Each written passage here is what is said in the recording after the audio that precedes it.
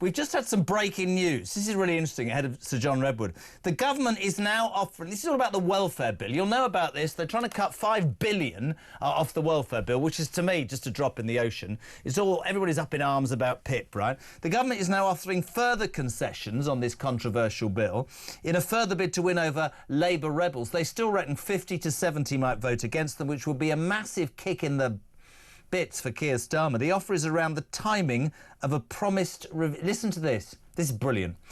The new offer is around the timing of a promised review into personal independence payments, PIP, to be carried out by the Disabilities Minister Stephen Timms. MPs were concerned that the planned changes to PIP for new claimants were due to come into force before ministers had the chance to act on the review's finding. You ready for this? So the changes are due to come back in force in November 26, which is at the exact time when the new report they've announced will be brought out. So it really is... There's no flipping point. It's the welfare bill magic roundabout. Sir John Redwood, good afternoon. Good afternoon, Jeremy. Yes, it is a disaster, isn't it? Oh. The trouble is, a lot of people who need the money have been shaken and really upset by plans being put forward and then cancelled, not properly thought through. Whilst all the time the debt clock is ticking away, this government is borrowing far too much. It came in and said the last lot have been borrowing and spending too much. Well, that was probably true. And what did? They put up both. They increased the amount of spending and the amount of borrowing. I mean, I didn't really... You and I have taxes to drive people into the ground or send them out of the country. Mate, I'm completely with you. And I actually probably, rather outrageously, when they announced this welfare bill, and this is a major part of legislation for Sir Keir Starmer, $5 billion to me doesn't even scratch the surface. And yet by the time he's given these concessions and the time he's wasted, they reckon he'll only save about $1.5 billion, which is peanuts compared to what he's trying to do. But it's just... I wanted to ask you something that I was talking to Noah Hoffman from The Sun about earlier. You were a cabinet minister. Is politics, John, massively about and foresight, smelling it, feeling it, just having that antennae to know what resonates with people? Because this is a government that seemingly have none of that, because almost everything they've done... Winter payments, farmers will be next. They have to U-turn on. Well, of course. And, you know, as a former Conservative MP, my advice to the government, trying to help them, was to say, you know, I wouldn't have dreamt of taking the winter fuel money away from the pensioners, and I wouldn't have dreamt of coming up with some rather crazy cuts on the disabled without having thought through what you're trying to do. You weren't going to raise very much money doing that. And it was going to upset an awful lot of people. Now, I could see that as a Conservative. You'd think it was deep in Labour instincts that they didn't go around mugging the disabled and taking money away from pensioners on low incomes. And there are so many other targets, Jeremy. You and I in the past have talked about all the money that's going walkabouts and all the waste that this government goes in for. And on the welfare bill itself, and what people are fed up about, indeed they're really angry about, is that we provide all this free welfare for people who come in here illegally, instead of getting on with the promise of actually stopping the boats and smashing the gangs and all the rest of it. And we're now allowing thousands of people to be given a sick note for life, when it would be kinder to say, yes, you've got a few mental health problems, but you know what? Work is a good therapy. You know what? We can help you over this and get you into a job, and you'll have something to be proud of, and you'll earn a better income than we can pay you on benefits. Why can't the government do these useful things instead of waltzing around the world as the Prime Minister does, giving all our assets away and increasing our tax bills by giving money to foreigners, and then coming home and being surprised when the public is completely annoyed and fed up with the whole thing? And also, I couldn't agree more, but also, because you and I have such great conversations, I'll ask you this, again, as a politician, and I'm sure there are times when you have had to, as a cabinet minister, make decisions you weren't keen on, make speeches you didn't really agree with, and say things for all sorts of reasons. But at the weekend, I'm reading the Sunday Times, right? And he literally, Starmer says, yeah, I think I got the welfare bill wrong because I was concentrating on global affairs. And I'm like, I'm sorry, whatever business you're in, that is tantamount to saying, well, I'm not very good at my job. I'm not up to doing more than one thing at a time. It's an extraordinary admission.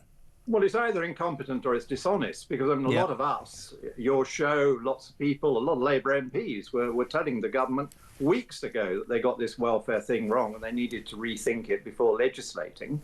And the government itself said, you know what, we don't know very much about this, so we're going to get the disability minister to have a good look at it. So why on earth do you crash on with legislation that upsets all sides of the House and a lot of your own party when you're being told that? This man isn't listening, he's incompetent, and he really needs to understand that you don't stay Prime Minister if you don't take the nation's needs seriously. It's all very well to find lots of international conferences to go to, some of them you can't avoid, but he's made lots of extra special ones to pose as some kind of world leader. And meanwhile, he's seen confidence in him completely collapse at home, and far from being the strong man of the world stage with a 5-year great mandate in Parliament, he's now the weak man of the international stage because he's got to rush home and change a very major flagship policy which he thought up in haste and then walked away from. I mean, I said just as we came to you that they're offering another concession, which is to the timing of a promised review into the PIP stuff by the Disabilities Minister Stephen Timpson. Just your response to John Redwood, free of the Tory party three-line where the changes are due to come into force in November 26, which is exactly when this review will announce. So, I mean, honestly, it's like the magic roundabout. It's rubbish, man. The timing's appalling. Dreadful. Well, I mean, it's nonsense, isn't it? If you don't understand the problem, which a review implies you don't, they love a review, man. They love a review. And then you announce the conclusions. Yeah. If you knew what you were doing, you have to fight the case. They give up as soon as their backbenchers say they don't like it. I remember saying the backbenchers were right on this, but the backbenchers are not right to stop all welfare reform or to slow it all down. It is absolutely critical to have welfare reforms this year, as you say, as many people have been saying. The bill is completely out of control, and it's mainly out of control because we keep adding too many people to it, and we've got to work with them about how a job might be better, how their problem is not serious, or how there is some mental health advice available which would be better than staying at home all the time. We really have to work through these problems and start solving them. Otherwise, this Chancellor will be gone because she will discover she's lost control of the public finances. There will be more tax rises pushed through, and instead of that helping the problem, more rich people will leave, more companies will leave, more companies won't have sufficient profits to pay all the taxes, and so they will find the gap gets even bigger, and you could end up like the 1970s government running out of money. Honestly, couldn't agree with you more. Just very quickly to let everybody know, the vote on the welfare bill is from 7 o'clock tonight in the House of Commons. Full coverage and reaction with Keir Starmer on Talk from 7 o'clock. Will he win tonight, John? Well, I guess he'll narrowly win, but I think that's a defeat in its own terms because they've given away so much of the original policy that they look stupid and they look very weak. And a very narrow win with a lot of the party very unhappy will mean that this isn't over. Yeah. Because the party will then say, having won loads of concessions today as well as previously, well, we need more concessions. So, by the way, Prime Minister, what we thought you meant was that the Timms review would have to come out before finalising all these policies, and then they'd use the Timms review to say, you know what, we can't make any cuts at all. Do you know what? God, Parliament misses you. Can I get your take about the what I call abhorrent stuff that was seen at the weekend at Glastonbury? Bob Vylan, the man on stage singing "Death, Death to the IDF." For me, I spent yesterday's programme, and I think anybody would disagree. Well, a couple did online, had a go at me. I don't condone what Lucy Connolly said, and I'll repeat it until the cows come home because I think she's becoming almost like a political prisoner. She's in jail for 31 months for some very inappropriate words which were taken down. She's appealed. No, to me, she was the poster girl when Starmer stood up and said, far right, this is an outrage. And I don't condone anything that happened after Southport, but not everybody was far right. This guy's allowed to call for the death of Jews, and it took up, we went on for 72 hours. Donald Trump got out of bed and banned their visas straight away before anybody else did anything here. That was reported on Fox News. That's true. Suddenly yesterday, police investigation, although there's due business about whether Avon and Somerset police will whitewash it. And also, the other thing that's really important, he was dropped by his agents last night, so his world is crumbling. What's your take on that? The two-tier thing is just dreadful, in my humble opinion. Yes, I mean, this is a disgrace, and everybody is commenting rightly that this should not have been allowed, and this was way outside normal critical speech. And as you say, it has two-tier written all over it if strong action is not taken promptly and immediately. And so we look forward to the responses. I do think it's completely wrong that the BBC should have broadcast it. And of course, they must have a way to have withdrawn it, and they could have withdrawn it more quickly. Did you hear the news yesterday that Tim Davie? Did you hear that Tim Davie was there and was asked? I mean, yeah, but they all are. I mean, you know, this is the concert of the year that the BBC spends a fortune on and sends so many people to, and it has to appear in practically every programme they do, not just their music and culture programmes, but also their political and news programmes and all the rest of it, to try and get some value back for the licence fee payers. Well, there are lots of licence fee payers like me who are hopping mad that they're spending their money on that kind of thing and not understanding that this is completely unacceptable. So Tim Davie should go. He has failed. He is the senior editor. He was there. He was supported all this strong commitment to this festival. And the festival, not with just one act, 2 acts, or probably more acts, has seriously let the BBC down, and they don't seem to care about it, and they don't seem to care that an awful lot of their licence fee payers are absolutely outraged. And the other thing is, there's 2 things. I made the point yesterday, John. One is, I did television long enough and live work long enough to know there'll have been a run-through. They'll have known exactly what were on those posters and in those videos. I do not for 1 minute think the BBC is out of the woods over this, but there always seems to be a way out. And just because we work on the commercial side, where your success is based entirely, you know, you have to work, it has to work to buy adverts. I just think that model is dead. And I think, again, very much like I think a lot about the British people, I think they're suddenly waking up and going, hold on a minute.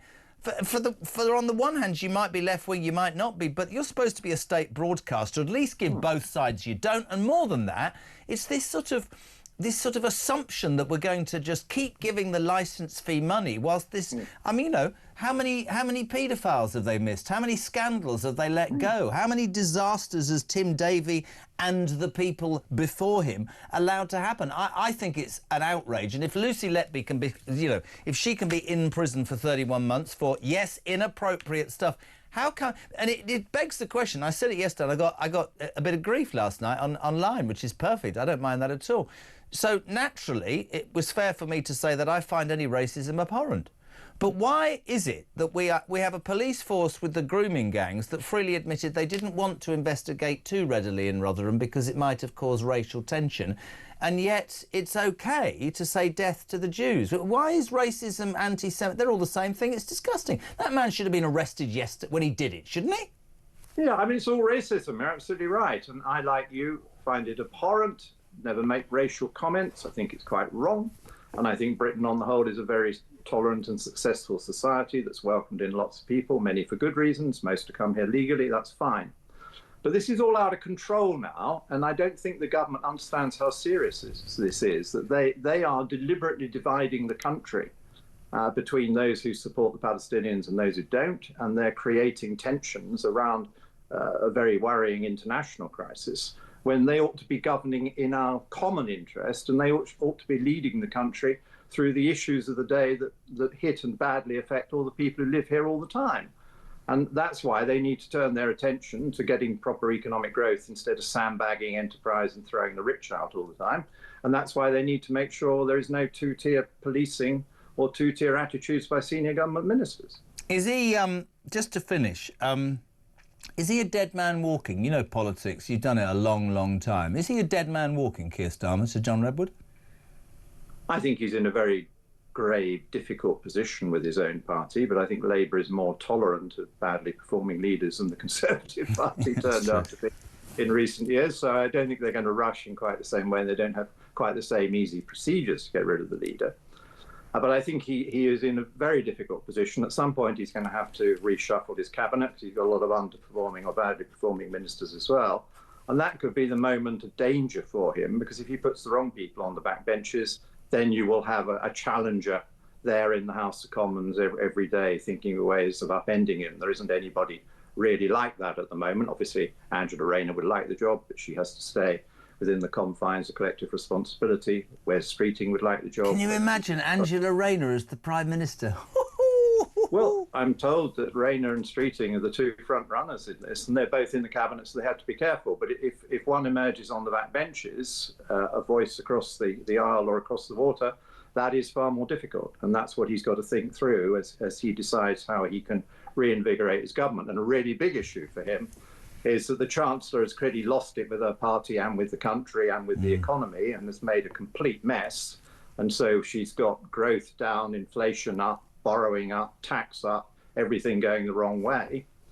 But if you are a Prime Minister who dumps their Chancellor, it often starts to undermine your position as well. So my advice to him would be, to survive, he needs to find a way of getting Rachel Reeves to do the right things and be more popular. But that doesn't look very likely at the moment. This isn't just me who says this. Every time you're on, you're a loss, my friend. You should have lived. Well, I'm still here, Jeremy, and I'm. You know what I mean. I mean you. I'd love you to be on the side of that dispatch box instead of Kemi Badenoch right now, giving some truth. So, John Redwood, it's always a pleasure, my friend. Thank you so, so much.